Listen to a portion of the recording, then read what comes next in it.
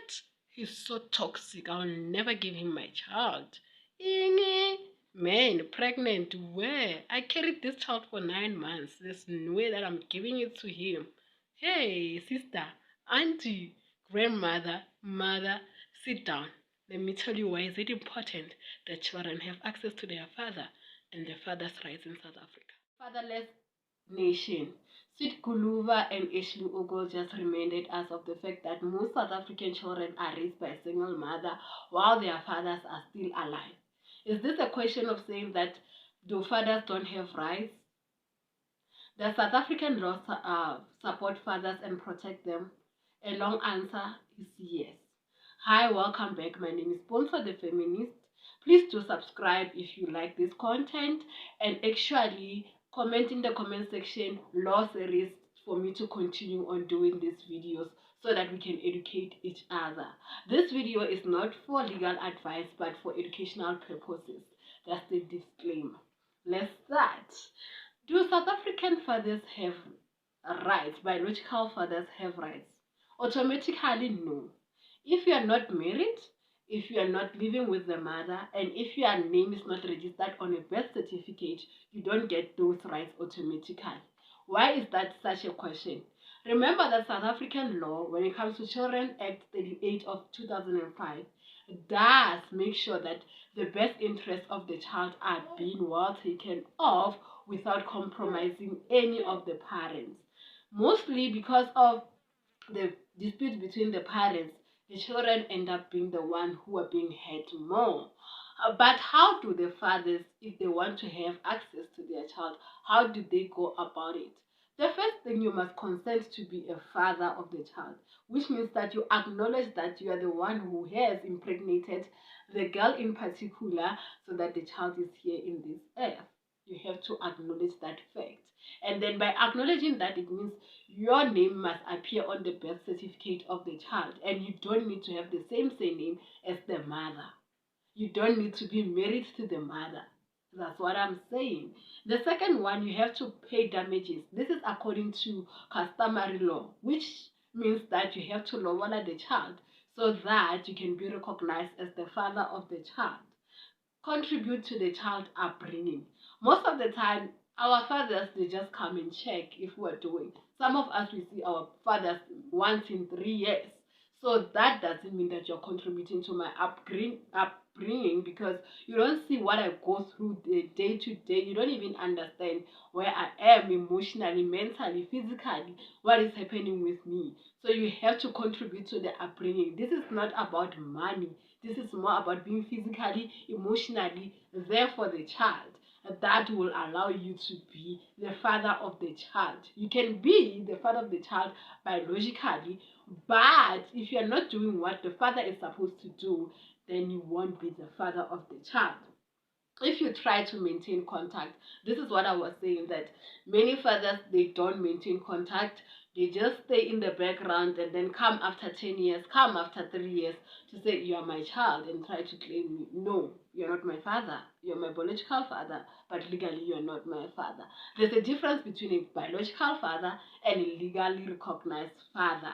A legally recognized father is a father who takes responsibility for my well-being and upbringing, sorry, English. While a biological father is the one that contains my DNA. So you can be both or you can be neither. You choose. Another year, if you're doing what is mentioned, it means that you can go to the court and actually apply for access rights. Or if you're not sure this is not your child, what you can do, you can request for DNA test if the mother is refusing. Because remember that as parents, you have to talk. If you're asking, baby girl, I need to do DNA test and I don't believe that this child is mine, and the baby girl is saying, no, the child is yours, you can go to the court and actually request for DNA so that you can be 100% certain that this is legally your child. Legally DNA done so that you can know that this is your child. So that is what is happening. And then refusal to paternity does not support anyone. I'm saying as a mother, now I'm talking to the mother. If you refuse DNA, the court will delay the maintenance. The court doesn't stop the maintenance. If you refuse to have the DNA, the court will delay the maintenance, and that's a fact. So fathers in South Africa, you have to understand that if DNA is being denied, you should not continue with the support. Guys, if you want DNA and you're not certain that this child is yours, don't support the child maintenance. We don't want that. We don't want those problems where at the end of the day we have a child being linked to GBV, child abuse and whatnot. You have to make sure, be certain first that this is your child. This is the child that carries your DNA. Even if they don't carry your DNA, if it's a child that you want to support, you want to make sure that indeed you're supporting what you know, because unfortunately biology doesn't allow men to be certain about their products meaning their offspring. You get what I'm saying? So what happens after if the paternity is confirmed that you are the father? You can have a shared custody, or you can have a custody where you'll be sharing the child during weekends, video calls. You are allowed for video calls and phone calls. And don't let the mama to block you from contacting your child. Mothers, this is for you. Please stop it. Stop it. Stop it. Stop it. Actually, just stop. Allow the fathers who are supporting, who are emotionally there for the child, who wants to be emotionally there for the child, to come and support. The fact that he cannot afford to give you 500 every month, it doesn't mean that he cannot be a father. You understand what I'm saying? He can be a father. He gives you 1,000 this month. The next month he give you 250. I know. I'm not making sense, but this is what I'm trying to say. Those figures are not correct, but don't block contact because of that. If a father is willing to be emotionally there for the child, physically, mentally, and financially, allow them. And as fathers, you must understand another thing. Paying maintenance doesn't automatically say you have access to the child. Paying maintenance actually means that you're contributing financially. You can use that in court to prove your case that I'm paying maintenance but I don't have access rights to the child. But it doesn't mean that you are automatically given a free card to say this is my child. Paying maintenance is just for kids needs to be taken care of. Okay?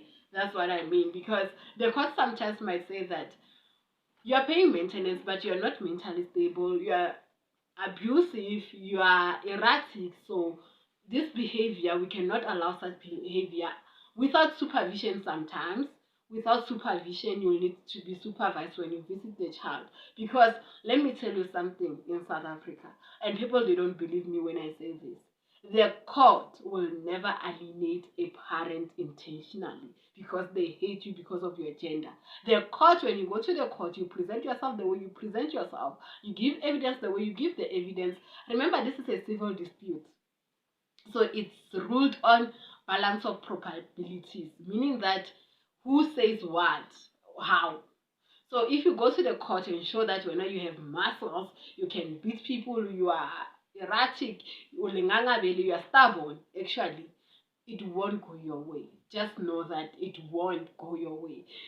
Yeah, so I think at this point I've said mouthful in this video. If you are a father and you have a problem accessing your child, do visit the court. Please go to legal aid, they'll help you. You have to be there for the child, because at the end of the day, it's the child who's getting hurt. We are tired of seeing children at the earlier, not children, an adult, young adult at 30 years of age, now you are seeing your father for the first time. What is that, Batum? As South Africans, we need to do better. So yeah, if you like this content, you enjoy, please do subscribe, comment, and comment no series in this section so that I can continue on making videos like that. Thank you very much, those who are watching week in and week out. I'm very thankful for you. I'll see you in the next one, which will be the last one on parental rights, which is what are mothers' rights and limitations. Bye.